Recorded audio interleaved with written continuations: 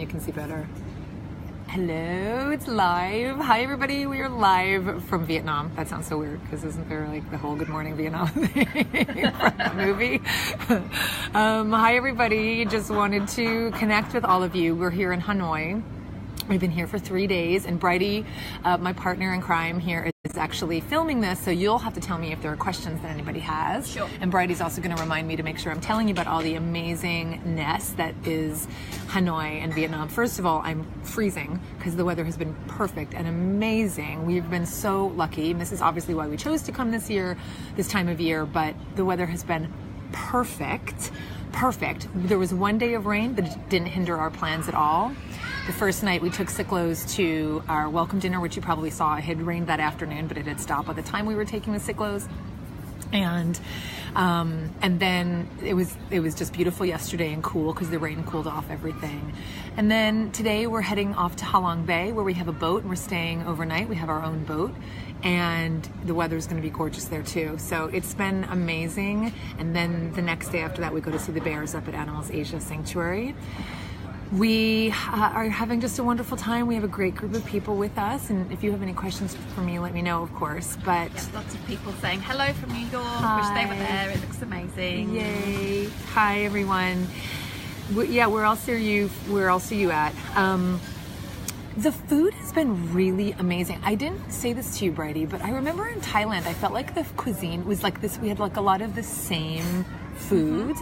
Love Thai cuisine a gazillion %. And actually at home, David and I don't tend to get Vietnamese food. We tend to say we prefer Thai food, and we tend to. However, I mean, this is what's one of the wonderful things about traveling, right? Is that you get experiences that you wouldn't otherwise have, and then hopefully it changes the way you experience the world. And I had pho for the first time. I never had pho. Really? Wow. So obviously there are places that serve vegan pho. So pho, it's spelled Pho. A lot of you have seen that. It's pronounced pho. It's the noodle dish, traditional noodle dish in Vietnam that's sold primarily as breakfast food. And I don't tend to love noodle dishes, so I don't get it. And of course, it's also not vegan traditionally. It's beef broth and beef. But we went to a vegan restaurant our first day here, and the pho was amazing. So now I'm like, okay, going to be on a quest for pho back home. And what else? There was something else. And just a lot of other noodle dishes that I wouldn't normally have experienced because I don't go to Vietnamese restaurants at home. And of course, we're in California. There are lots of, in the San Francisco Bay Area, lots of Vietnamese restaurants and vegan Vietnamese restaurants. So just that's what the benefit is of travel. Are there any questions? No, yet lots of greetings. I was wondering maybe like you could talk about our amazing dinner last night at that beautiful Villa restaurant. Yeah, well, first of all, the lunch we had, and I am going to be, don't forget, I'm going to be, I'm writing blog posts every day. I have one that I'm in the middle of writing that talks about what we did yesterday, and then I don't want to get too far behind, but it's a lot to keep up writing the blog posts, to be honest, but it also helps me document what I want to write for the podcast. So I will be sharing all of this with you.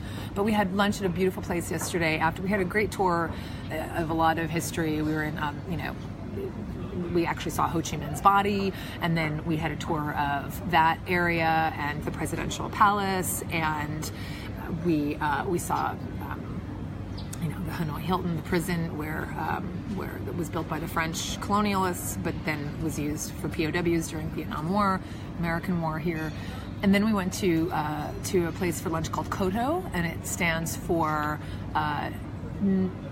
is it No One Teach One, and it's basically an organization that trains people who are disenfranchised in some way, either lived in great poverty and wouldn't have had opportunities to succeed and support themselves or their families, and they train them in the hospitality industry and restaurant industry, and they then go off and create careers and can support themselves and their families, and they then also are the servers at the restaurant that is called Koto in Hanoi here.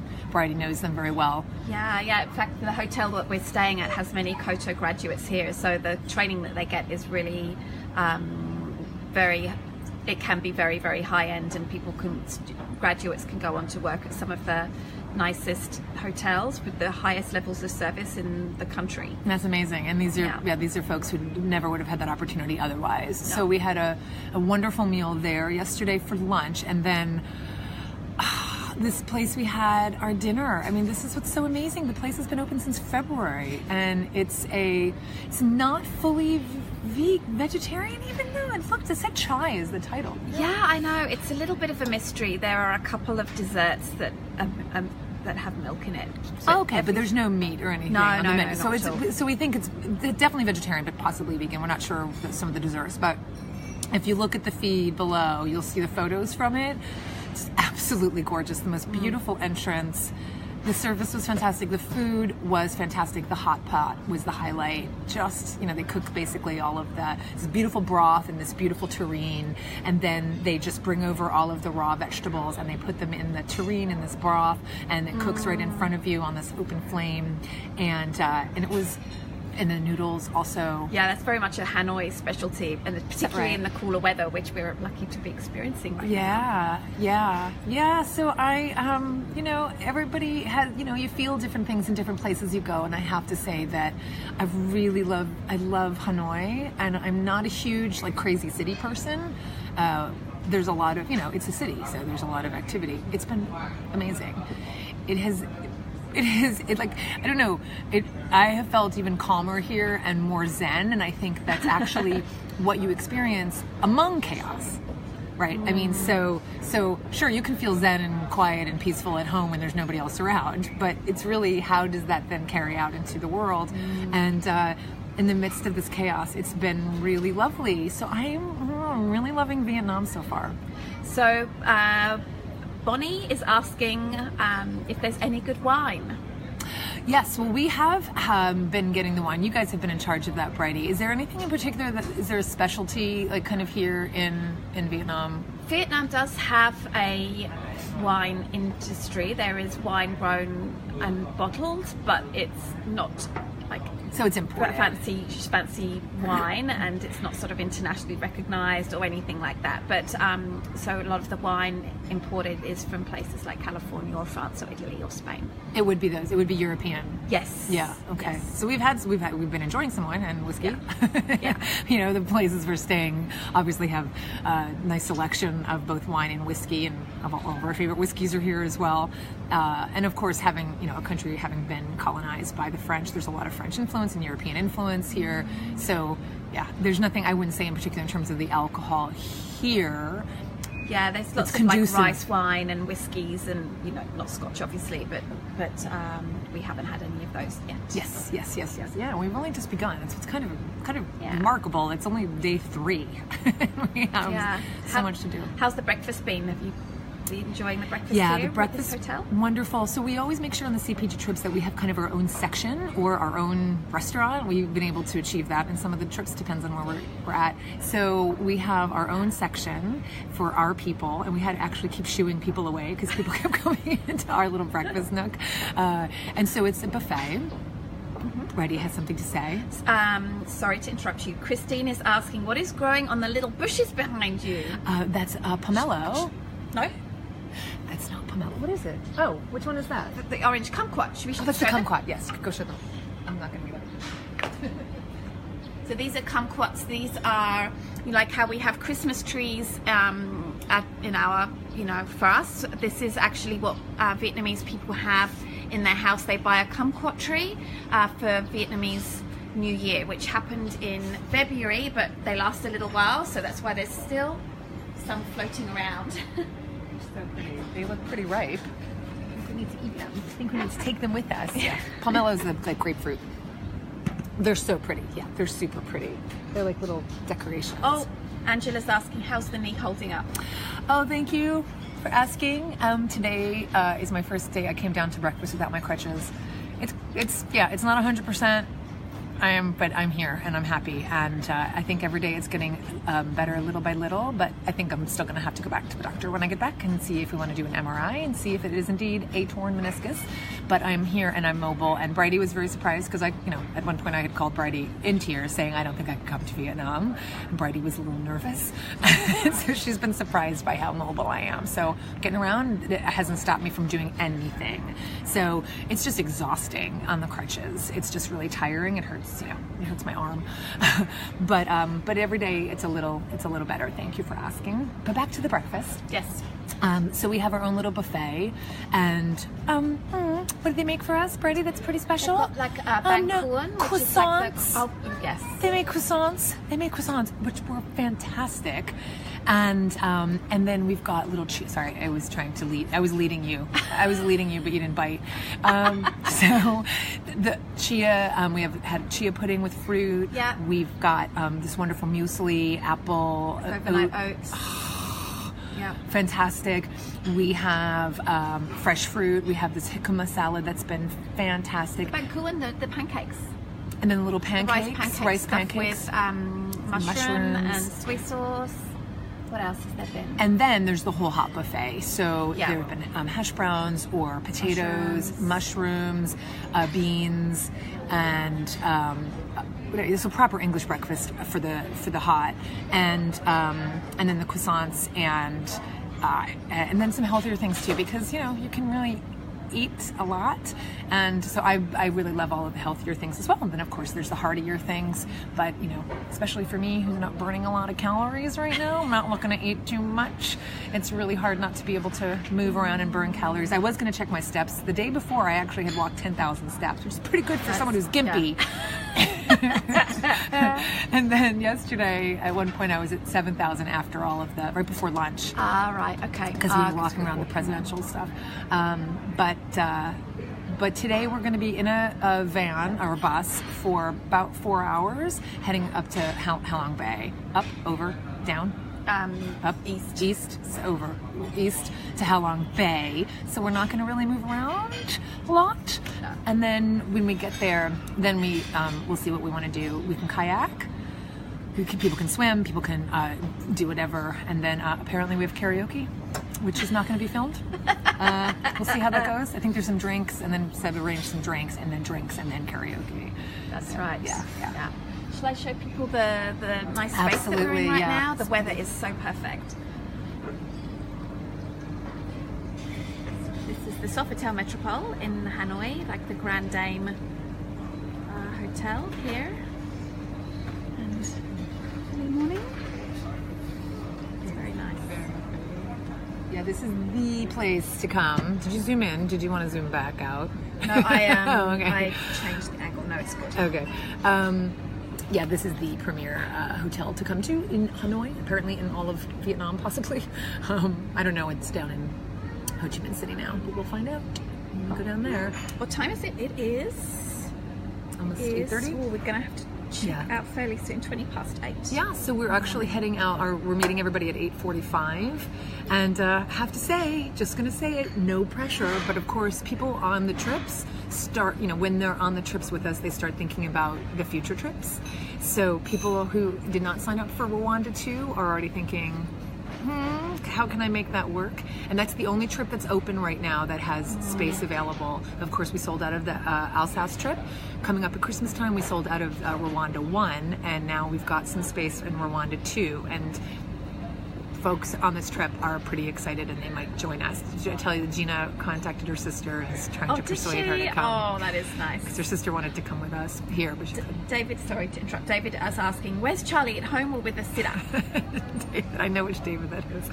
Charlie and Michka were both home with our sitters, and I just got a picture this morning of each of them, and they're freaking adorable, and I miss them, and they look really happy.